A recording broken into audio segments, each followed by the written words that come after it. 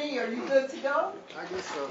Okay, and by the way, I want to also say that, just to give you, Kenny's going to be November 17th at Joe's Pub for Ray Charles night.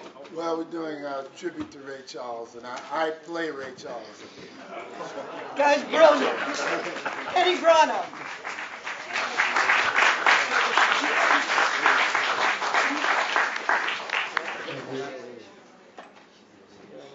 These two songs I'm going to do are dedicated to Lynne. So one is a special tune that Ellen Kirschbaum asked me to do. And like it's the first time I'm doing it, so it's a good song. Dedicated to Lynne.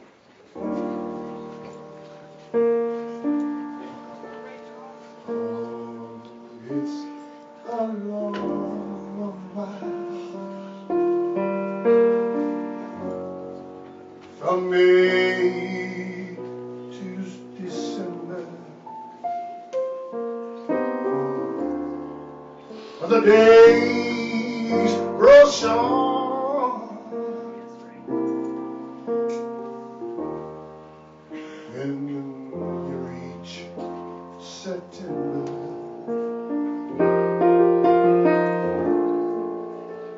when the autumn weather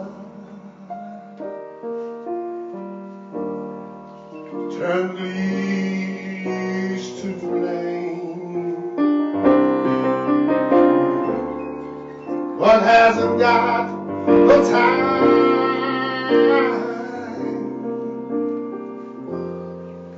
for the waiting game.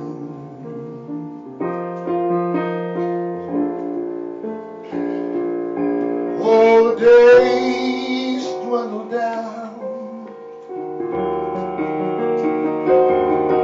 to a precious few.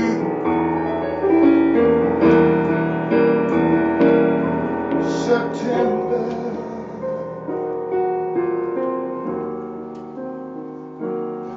November,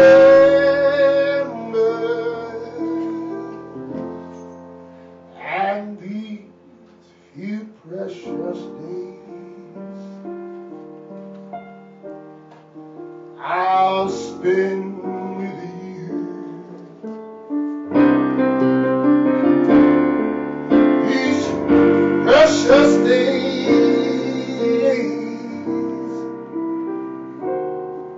I'll spend with you.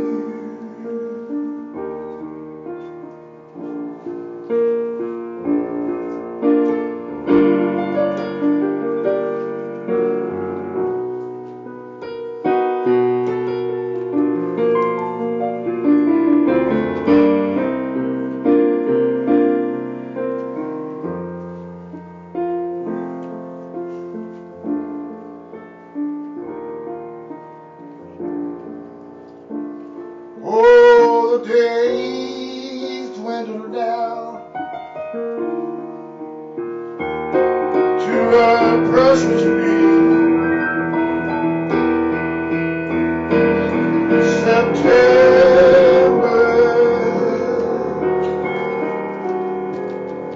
November, and these few precious days I'll spend with you.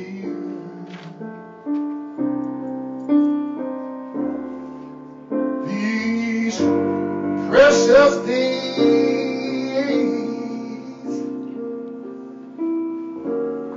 I'll spend with you.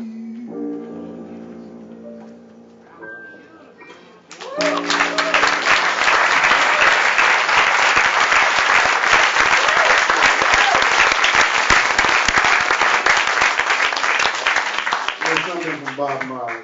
Go back. Oh, pirates, yes, they robbed me, sold me to a merchant ship. Minutes after they took me from the bottom bottomless pit. But my hands are made strong by the hand of the Almighty. Forward generations triumphantly. Won't you help me sing this song of freedom? It's all I ever had. Redemption song. Redemption song.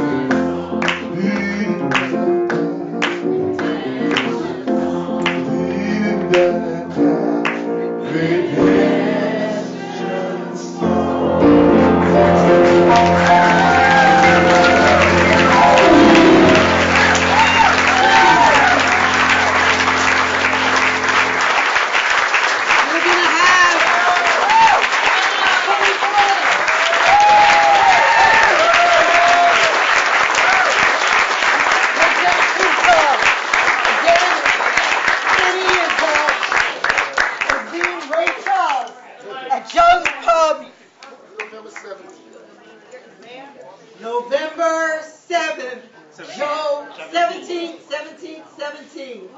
at Joe's Pub, Ray Charles, outstanding. And I also see Brother Lawrence Hayes has just come in. All right, we're going to hear from him as well. All right, I think at this moment it's appropriate to mention Lynne Stewart when we speak of redemption, because we've just heard of the Central Park joggers case, and I remember I never believed in redemption. And then one day there came a phone call from Clinton Prison, and it was an ex-client of Lynne's, and he said, there's a problem here that only you can solve, so come. And Lynne was jammed, so she sent me. And when I got there, there was a gentleman that the prison refused to allow me to get in to see.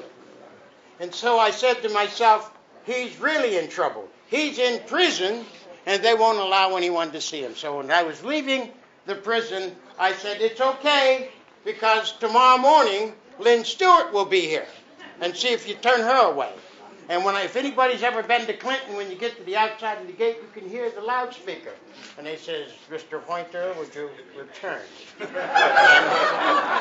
And so when I went back, I met a gentleman named Matthias Reyes. This was the young man who confessed to the Central Park jogging rape. And when I asked him why he was doing this, and could he prove that he had done it, he calmly said yes. Now, I visited many political prisoners over the years, and the greatest of them all, well, I hate to say that, because there are so many great political prisoners, but they watch the political prisoners closely when you visit them. But this gentleman was watched closer than that. As a matter of fact, they forced us to sit right next to the wall, and they sat on a table right beside the wall, which is 3 feet high. And he looked at me, Matthias that is, and says, do not worry. I am not afraid. He says, I have found God. And he says, and God has told me to do this. So I fear one thing, dying with a guilty conscience. And he says, and these guys don't matter. And he proceeded to tell everything that happened that night, step by step, refuting the government's case. There were no sounds. There were no boys in the park. He told me where the stone was that he had beat the woman with. And at that moment, when I got out, I called Lynne and I said, you have been fighting with me about redemption ever since we met. And today, I understand there is redemption. Matthias Reyes did it.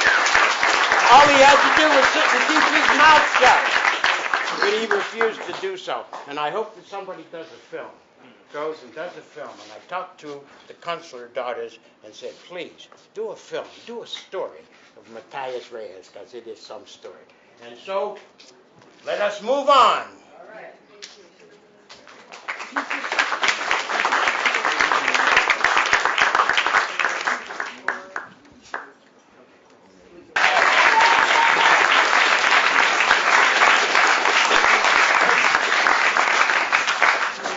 Well, happy birthday to Lynne Stewart. You don't need to say that to her, because Lynne Stewart's wise enough to always be happy. I've watched her for a long time. Here's the mic.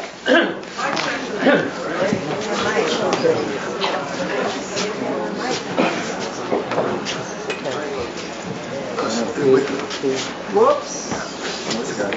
Here we go. I've watched Lynne for a long time, but she's wise enough to know that any fool can be unhappy. So she'll have a happy birthday if everybody else around her's crying their hearts out. But we want her to have a happy unbirthday tomorrow or the next day or real soon. So those of us that don't have the courage to be happy in the face of whatever we're confronted with, can be happy with Lynne.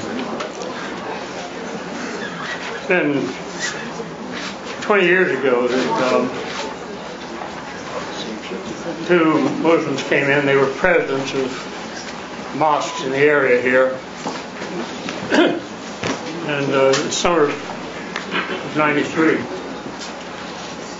And they pointed out that Sheikh Omar Abdel Rahman, the so-called blind sheikh, had no lawyer, and his case was set for trial in September. The case had been pending for 2 years. There were 17 other defendants. They all had legal teams, had been working hard all that time. And asked me whether I could represent him.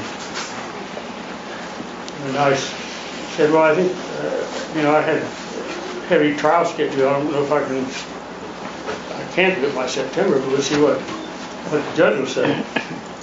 Well, I'll have to get a group together. And I don't know why, it took me a few days to realize that one of the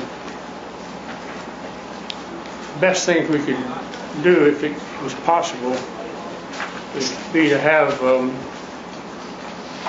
woman represent Sheikh Omar Abdel Rahman as his lead counsel. That it'd be such a break with tradition, it'd be so enriching for people who've doubted us, our system, and our character. It'd be wonderful for the Sheikh.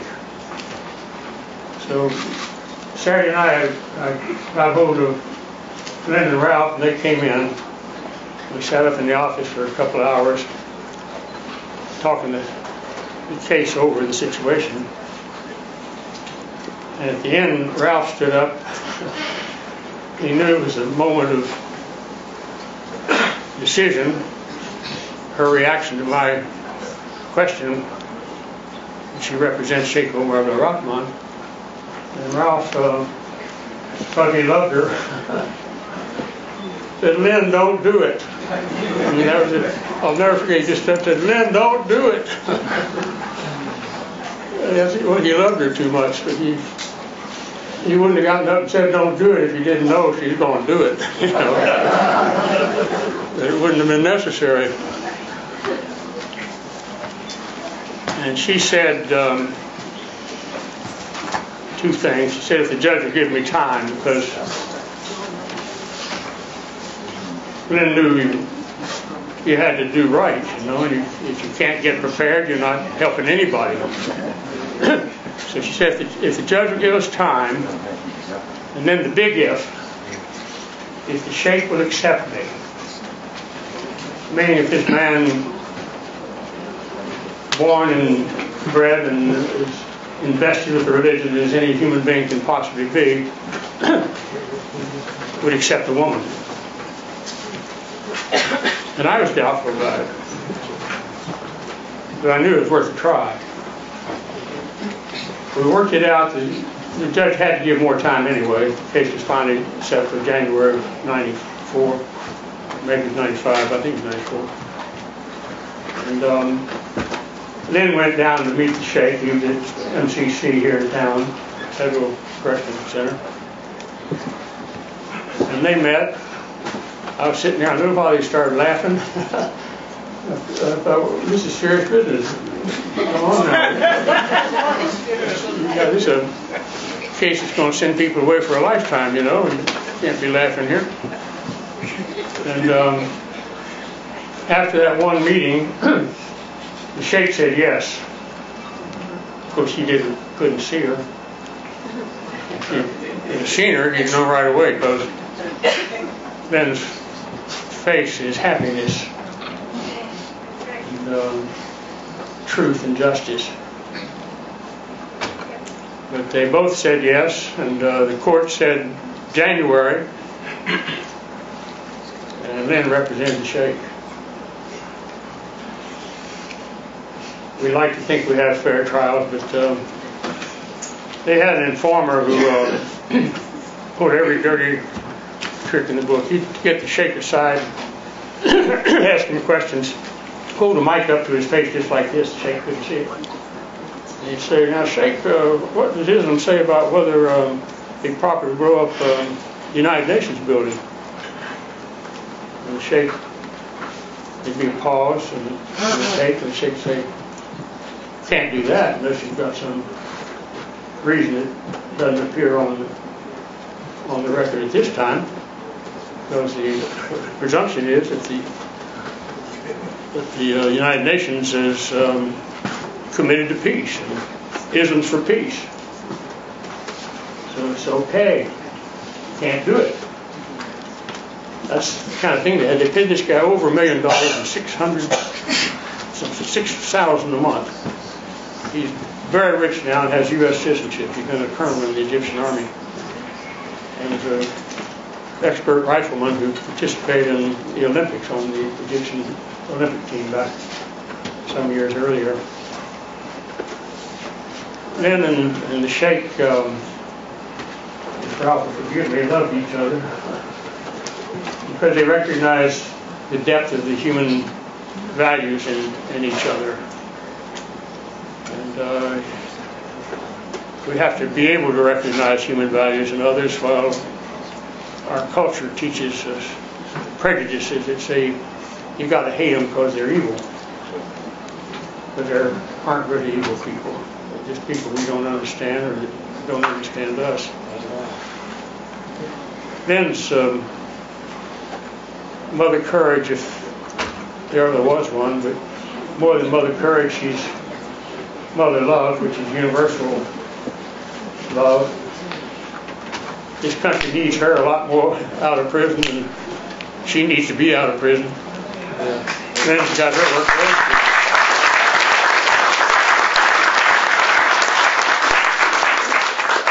And Lynne's happy wherever she is. And I think she might have been home now if it hadn't been for the shutdown. She's on her way home. Yes. The Lord's on the case, and we don't know what she's going to do about Lynne's health. But my hope, and I believe what I hope, because it makes life happier, Lynne will have quite a while back home with us, and we'll be richly rewarded by it.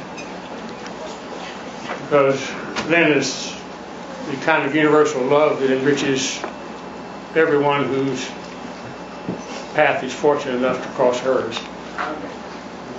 I can tell you right now that Lynne's thinking about her birthday, and she's happy in her fate. She'll take it as it comes. But when she gets home and sees all that big family she's got, and she thinks Ralph is beautiful, which shows you love is blind, if anything.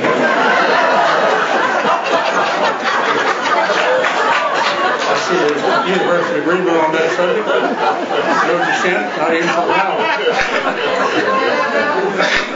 But we need Lynne home. This country needs Lynne home a lot more than Lynne needs to be home as much as she wants to be, because Lynne is wise and she's happy and she's helping people wherever she is. She deserves it more than anybody I know. And I look forward to the day, and I think it'll be before the end of this year, and hopefully sooner than that Lynne Stewart will be home. We won't forget the cruel price that all who love Lynne have paid for her confinement. We'll share in the joy of her release and believe that we shall overcome.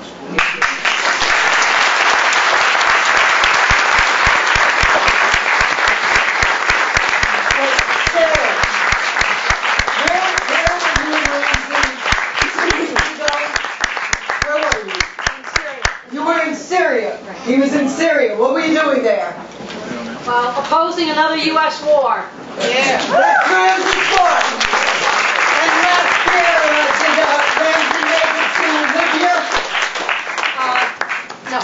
The year before. Yeah. And Gaza. And Gaza. And what were you all doing there? Fighting the man. Right. Standing for Palestine. And that's Ramsey Clark. Truly one of the greatest nationalists.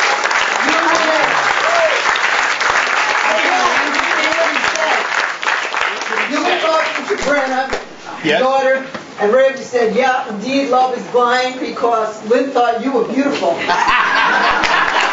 enough. Well, you know, how beauty perseveres, and how the human spirit rises, and how moral justice continues as much as they try to destroy the mind and the body. And there are some people who are truly beautiful.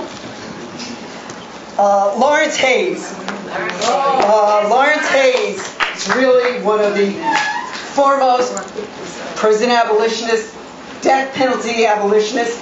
Did 20 years, 2 in the death house, and there is no way that this man's spirit doesn't come through, and his sense of righteous indignation and efforts for his sisters and brothers and for all of us to really change a corrupt and a brutal society.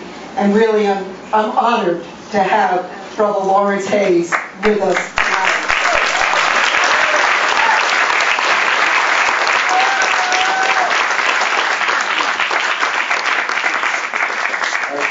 It's me who's honored tonight.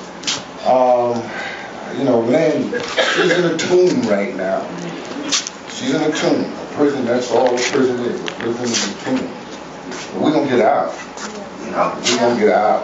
And we're going to, you know, I know when everybody leaves here, we're going to work even harder because of tonight. You know, bringing the spirit together on her birthday. But I remember Lynne. I remember Lynne symbolically. I was a Black Panther in Ocean Hill, Brownsville, you know, and I was assigned to different little movements that went on. And I remember during the latter 70s, I mean, hundreds of young, you know, people came out of college, out of law school, and while in law school, and came into the Black Panther Party offices and asked, how can we help? And I remember Lynne. Lynne was there. Lynne was one of those lawyers, those young lawyers fired up by the civil rights movement, the anti-war movement, you know, somebody whose spirit began there. And today, she is a symbol to me. She's the same symbol that I used to think about and get hope from when I sat in a death house cell. I remember them lawyers. I knew somebody out there was working hard. You know, I remember those young lawyers, and I count her right up there with Clarence Darrow and Bill Kunstler. You know, Ron Corby. I mean, is that's his name? Cuban. Yeah, I always mess his name up. He's older. But these are Lynne Stewart are the kinds of people. When they do write about Lynne, and Lynne produces her book, you know, she will be an inspiration, perhaps, for generations to come. And I'm just so proud to be able to say, you know, to everybody, Lynne needs to be with us, and we need to do everything in our power, you know, to have her, to show the same spirit and strength and fight that she put into so many countless poor, deprived, oppressed, and repressed people in this society. You know, so. I mean, I can't find the words to say just how profound Lynne Stewart is to me. And I came out here tonight. I had a cold, I got this, that, and the other, but I had to get here. I had to get here because, like I said, when I sat in a death house cell waiting to die, when I thought back and I reached for hope, and I reached for inspiration, and I reached for those things that made it possible for me to be here today, sane, I thought of Lynne Stewart. Thank you.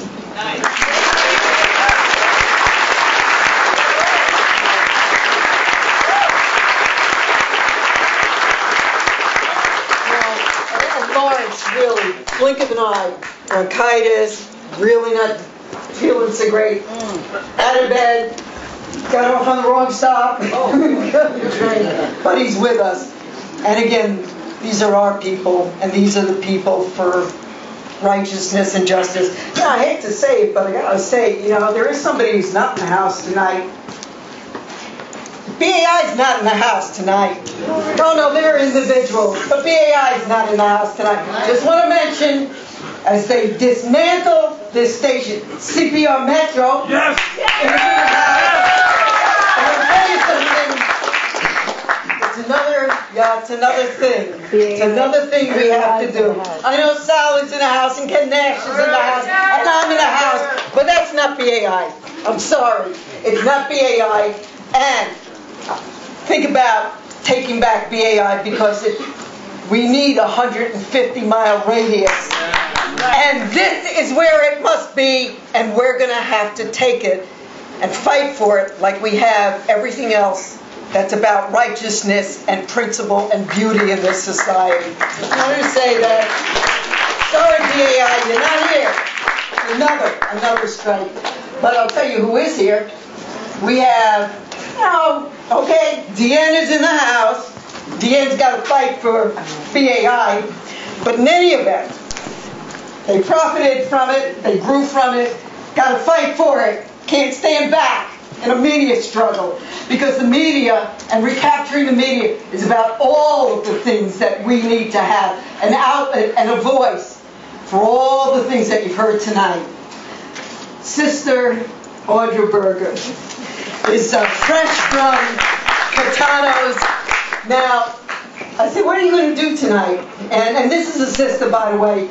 I don't know where you're 15 years old in the civil rights movement, marching then, getting busted and stuff, helping to really break the back of the police state in the South. She said, I'm going to do a Yip Harburg song about freedom, but she's lived freedom, so it's going to be gorgeous. Audra Berger, Ms. Blue, thank you.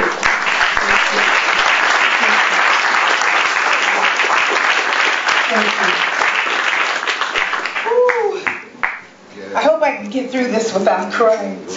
This is such a beautiful moment. For me, it's like full circle. As Mimi said, that when I was 13, I'm from Peoria originally, Peoria, Illinois.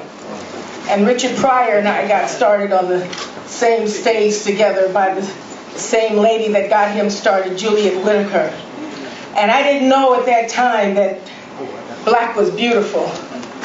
And when they saw some people marching in front of Montgomery Ward with their picket signs, and I was only 12 and a half years old, and just feeling very bad about being a little dark-skinned girl living in Peoria Heights where it was predominantly white and very few blacks at that school. And now I'm downtown Peoria and I'm seeing these people march with these signs in the sun, and I'm embarrassed. Like, what the heck? These people doing, saying Jim Crow must go, and who the hell is Jim Crow, and what did he do so bad he got to go? Well, by the time I got home, the television and the news showed that these same people that I saw marching earlier had gotten arrested.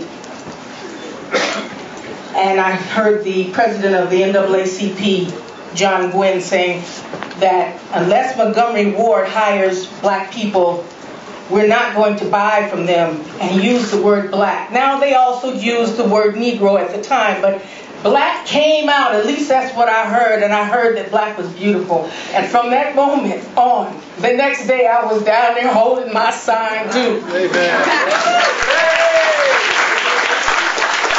And they put my little butt in jail and had to get me right out, but I was glad to get drugged and put in jail. And here I am, 50 years ago, 1963 was the March on Washington, and I was there, 13. I was blessed enough to be there on the NAACP bus. And now I'm 20 years married to a gentleman who is very much involved in socialism and been to jail too. And I came to New York right after that, he decided that I needed to come into the movement, and he brought me in. And he was at the March on Washington in '63. Now, I'm going to say all that to say this. Happy birthday, Lynne Stewart. Happy birthday, Lynne. Happy birthday. Because you got a big family that's wishing you a lot of beautiful hope. Yeah. And then I want to say this, because I can imagine that she's saying this to you. My mother died in my arms of cancer in Peoria. And I was trying, and my husband and I was trying to get her back to New York so she could die there. And after we had gotten everything settled, the airplane to have her fly, hospice, and they had a special airplane so she could go on with the oxygen. It was on a Thursday. And she got up, and I said, Mom, tomorrow, which is Friday, we're going to get on that plane, and you're coming to New York with us, and you're going to be there and live as long as you want to. And she says, well, my hands are weak. I said, well, just get in the bed and let me tuck you in and let me read something special to you. And I remembered that there was a scripture in the book of Joel that says, now let the weak say, I am strong.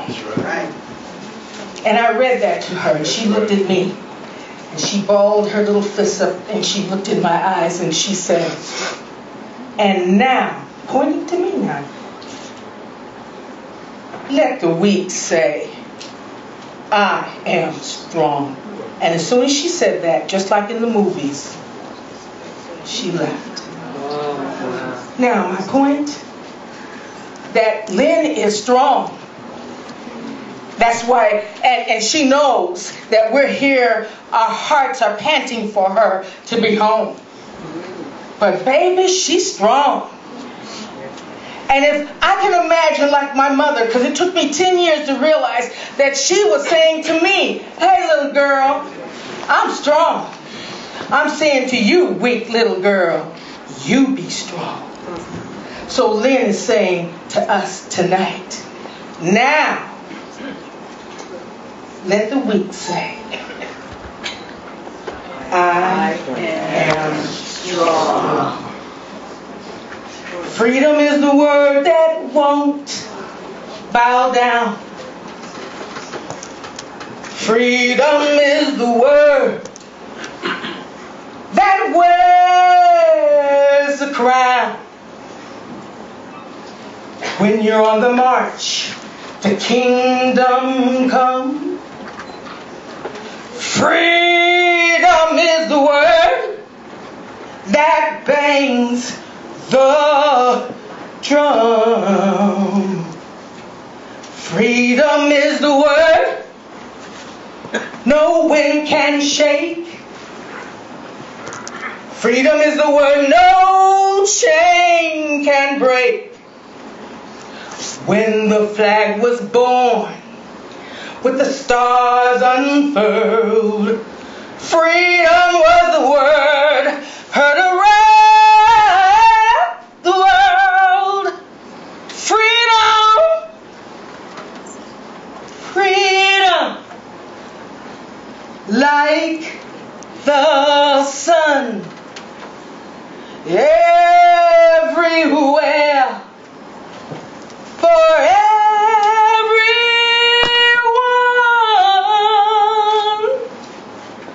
Freedom is the word no rain can rust. Freedom is the word no fist can bust. Freedom is the word no bars can hold. Freedom can't be bound or bought or sold. Freedom is the word that can't backtrack. Freedom is the word no whip can crack. And freedom is the word no rope can hang. Freedom was the bell that our fathers rang. You see, freedom freedom,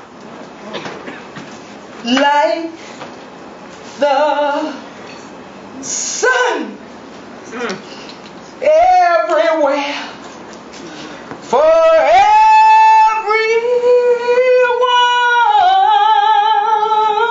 Yeah. Freedom is the word that lights our goals.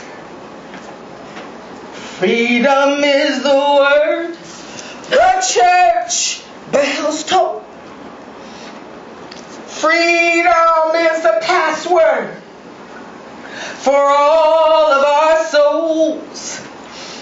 It's a word with a prayer on the wing. Yeah. Let it ring. Let it ring.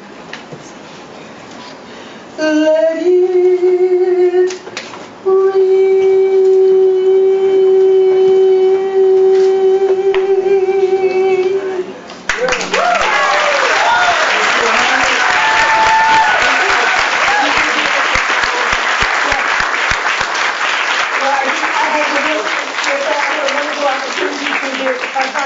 There's a new wonderful restaurant that's opened up at 116th Street in Harlem called the Silvana.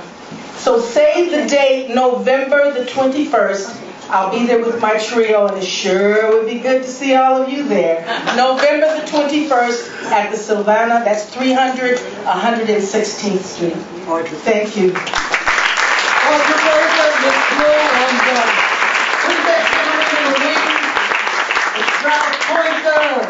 By the way, really special applause. Ralph has been tireless.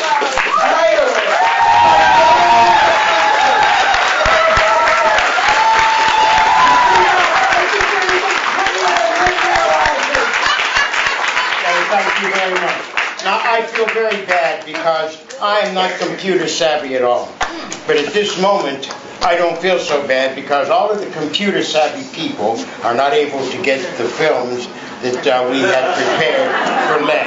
And so what I'm going to do at this moment to bring you a little bit of Lynne is to bring you two of Lynne's daughters who will give you a reading that Lynne had written. So, Brenna and Dr. Brown, would you come here and...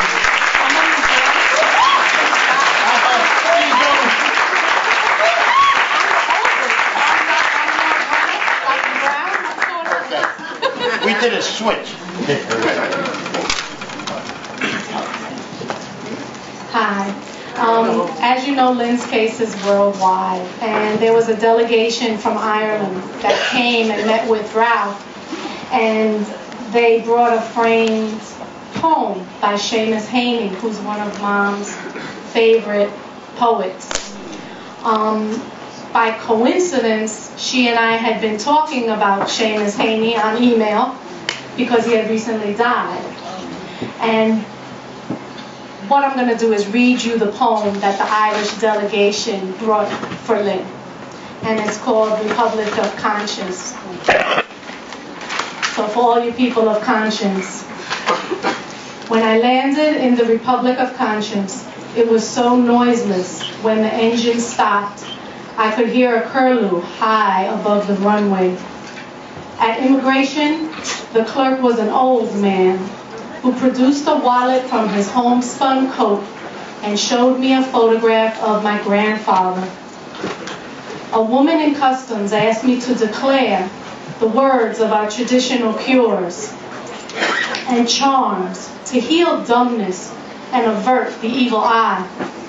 No porters, no interpreter, no taxi. You carried your own burden, and very soon your symptoms of creeping privilege disappeared.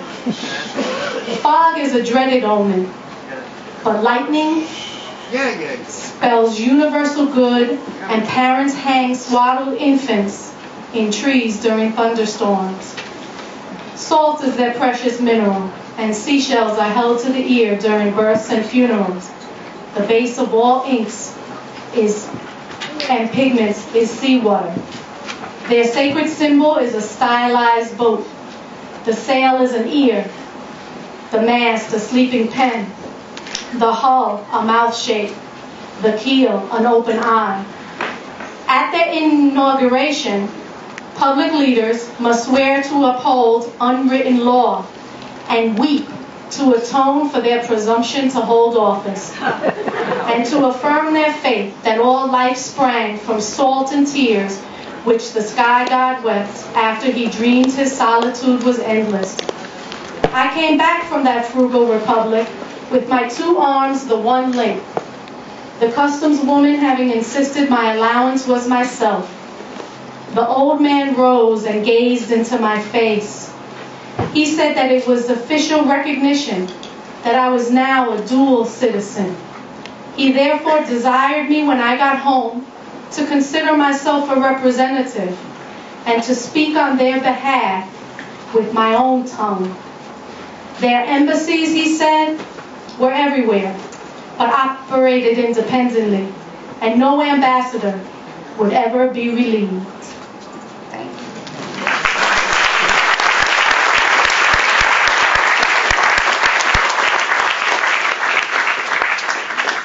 Absolutely, from everyone in the family, thank you to all you strugglers, all you people of conscience for coming out and supporting my mother. I think,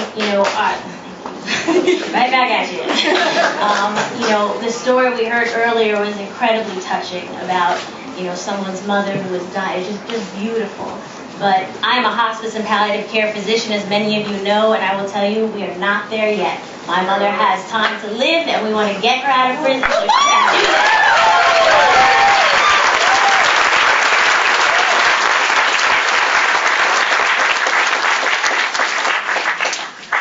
Now, a quick quote from Chris Jami, who's an existentialist, poet, and author. The greater ignorance toward a country is not ignoring what its politicians have to say. It is in ignoring what the inmates of its prisons have to say. And in the words of an inmate in prison right now, my mother, a message for October 8th, my 74th birthday. Hopefully I'll get through it. It is certainly sobering to be celebrating the start of my 74th year mired down in this prison. It is even more so when there is my lifeline that must be considered. Nonetheless, I remain my ebullient self and face my fight and my future with optimism. Part of the reason for this is the wonderful mail I receive daily from people all over the U.S. and the world. From Tasmania to Tel Aviv, people write and tell me of the role I play and have played in their lives. It's overwhelming sometimes. Today, I have asked you all to rally once again on my behalf. Little did they know we know they would close down the federal government last week.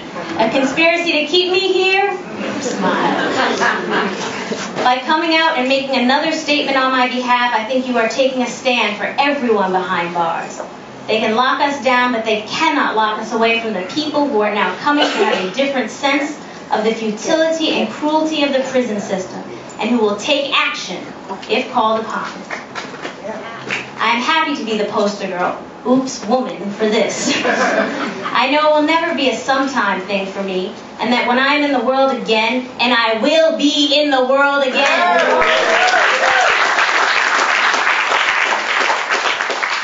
this struggle is one that I must continue. I hope we all give a heartfelt wish for health and release for Herman Wallace, a valiant warrior, our brother, comrade, who is dying in Angola after 40 years in solitary. Hoping that it is a glorious day wherever you are hearing this, my mom always remarked that the Sunday I was born was perfect weather. I guess I am waxing nostalgic, but blow out the candles and have a bit of the birthday cake and know that I am indebted to all of you and to our movement for the fabulous and courageous support you have shown me over the years.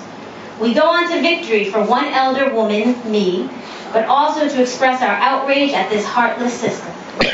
Lynne Stewart, prisoner number 53504-051.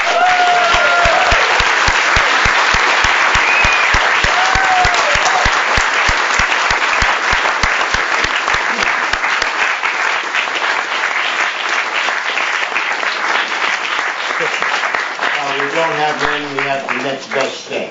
They two are warriors. None like Lynne. We have voices that I hope the computers are ready now to have well wishes to Lynne. All right? I believe Lynne Ford will be speaking to you. Black Agenda Report. He's the gentleman who gave us the history of Barack Obama. We are here to celebrate Lynne Stewart's birthday as an affirmation of the human will to resist injustice. Her birthday is a joyous occasion because many decades ago, she chose to interpose herself between the forces of concentrated capital and white supremacy and the rest of us. Lynne Stewart is a first responder and to be zealous in defense of her clients, then who will stand for the rich when the people's wrath cannot be contained?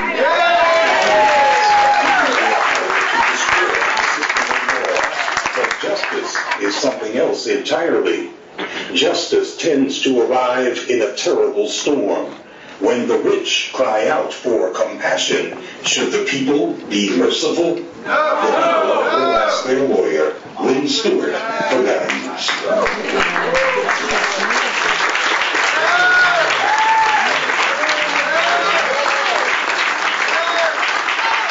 Thanks, Lynne Ford. And now we have Mumia Abu Jamal, who needs no introduction.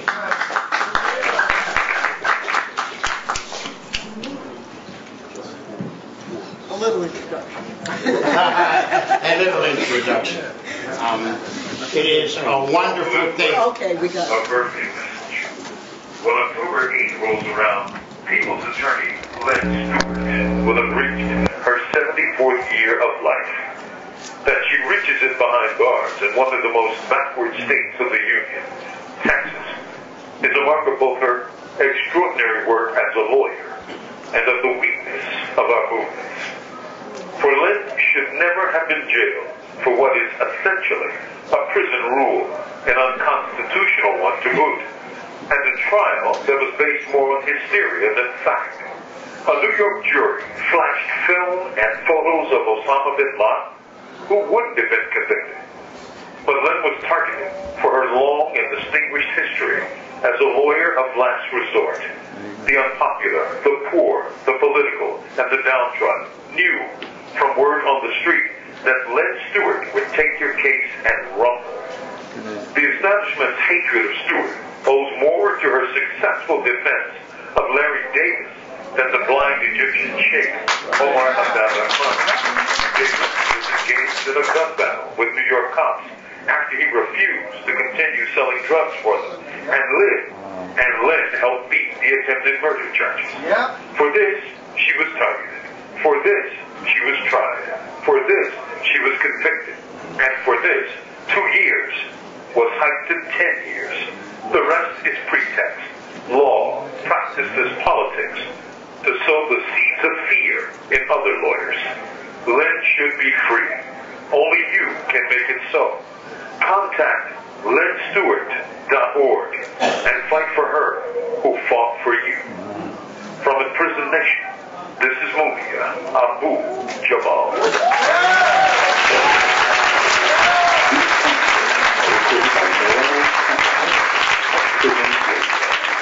What could possibly be added to that? One thing, brick by brick. Wall by wall, we're gonna free Mumia Abu Jamal. Brick by brick, wall by wall, we're gonna free Mumia Abu Jamal. Thank you. And what could possibly follow that? With Pan Africa?